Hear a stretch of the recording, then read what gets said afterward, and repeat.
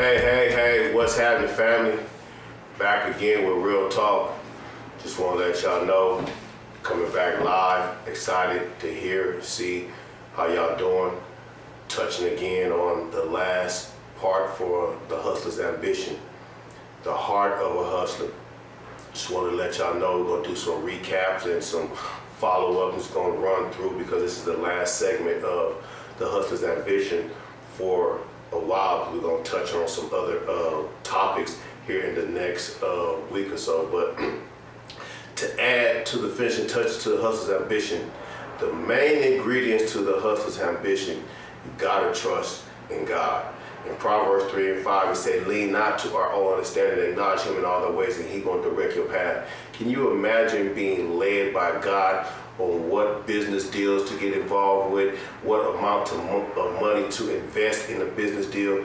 And so what I say is, when you totally tap in and rely on God, that you don't make no mistakes, that you will never fail because you're putting all your trust in God. You got to remember, God wants you to win. No matter how much you want to win, God has already designed a plan for you, and the path has already been paved. So I believe the Word of God, and that the Word of God was put here on earth for us to follow. So that's why that the heart of a hustler, you got to be lined up and tuned in with God so that he can direct and guide and aid and assist you in every area. And so that when you out there making these deals, and when you hear a deal come your way, that you don't be hesitant, that you just pray and ask God, so that he would direct you. Every business deal that I do, I never just jump in like I'm on a diving board going in the water.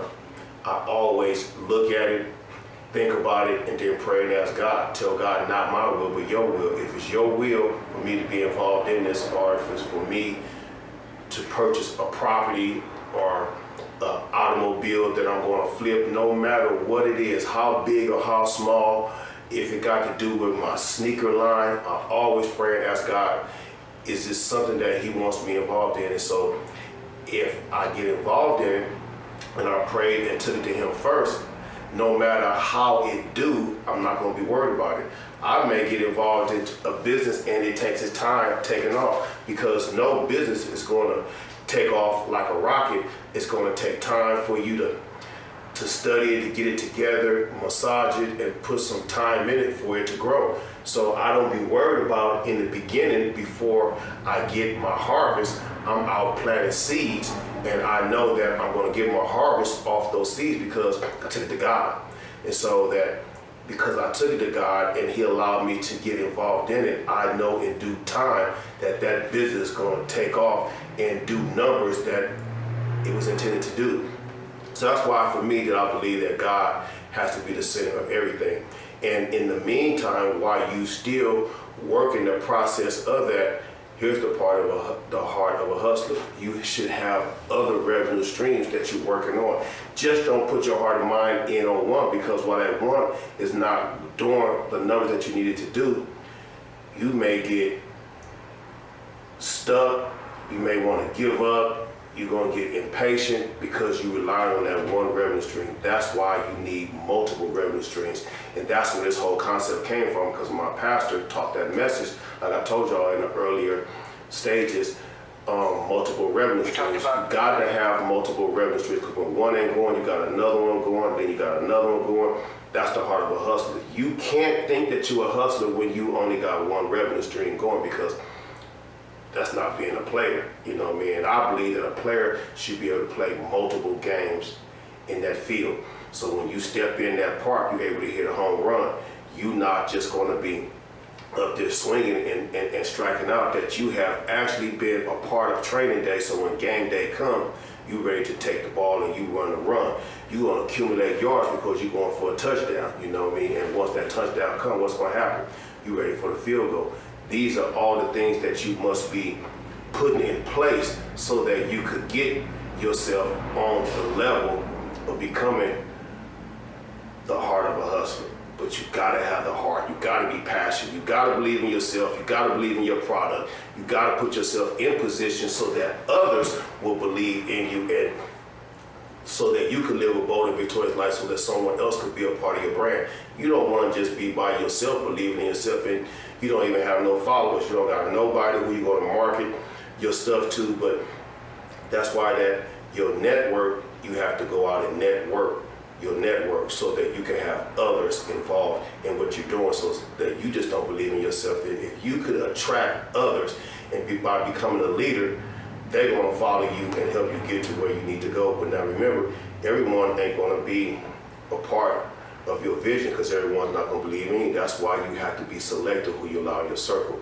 You have to take the time and invest in others and see what you're going to get out of them, because everyone is not going to agree with you. You know, I was just listening on the radio the other day about the crab in a barrel mentality, that, you know, one crab was going to pull the other one down and they never got the bucket. But then I heard him say, if we came together as unity and stood on the shoulders of the next one, and then the next one stood on the shoulder of the next one, that's how you would get out of the bucket and rise to the top. But that's for me, that we all got to come together and fight the battle of unity, because unity is what makes the power for us all to come together and be strong.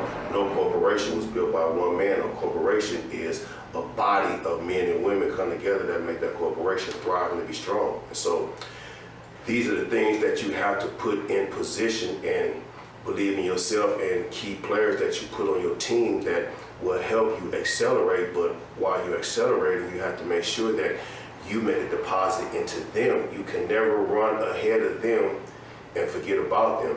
So it's all a collective thing. And if you follow all the way to the beginning, when we first started talking about the heart of a hustler, you got to use each one of those keys to make it, because it's not going to be easy, and it's not going to be something that's going to happen overnight. But the main thing is, if you just start with some of the small basic things, believing in yourself, speaking life into yourself, writing your plan down, studying your plan, keep it with you, and evaluate yourself day in and day out, you know, and get books about what you want to do and what your product, how you want your product to be. The Bible says, write the plan and make it plain. Also, you need to write the plan so that someone else can run with it. Who you going to have run with your plan, because you may get tired. You're going to need someone to encourage you, someone who will lift you up. Remember the movie, I think it was Lean on Me. Everybody needs somebody.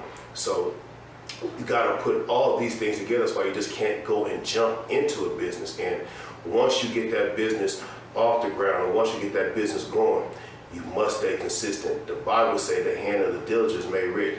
Diligent doesn't mean every day, one time a day, once a week, every other day. Diligent means all the time being diligent.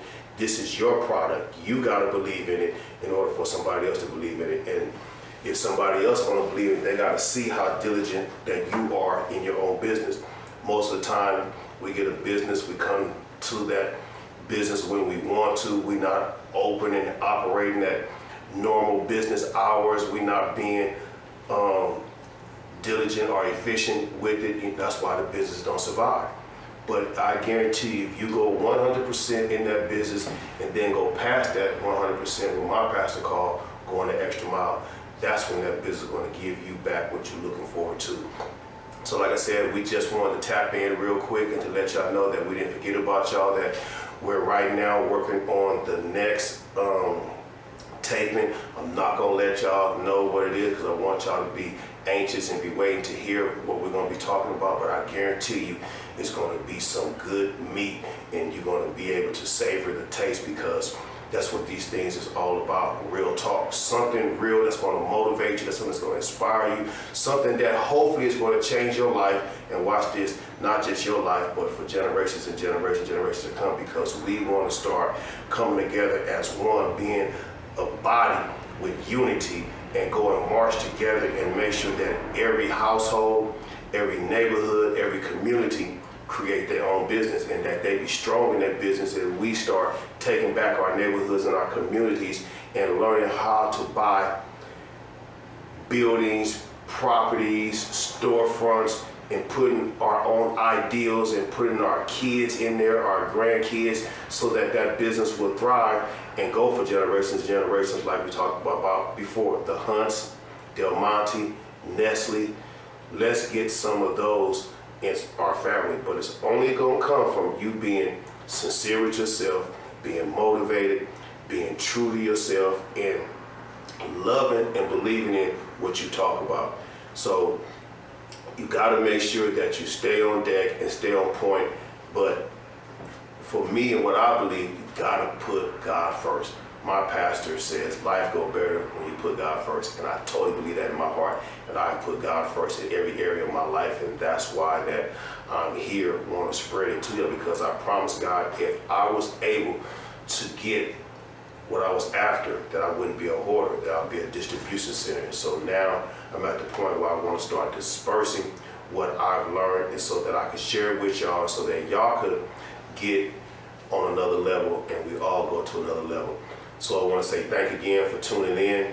My director, my whole team, and family, we really appreciate all y'all viewers, and we're excited what we're going to have coming, and I guarantee you next week it's going to be real powerful. Love y'all. God bless.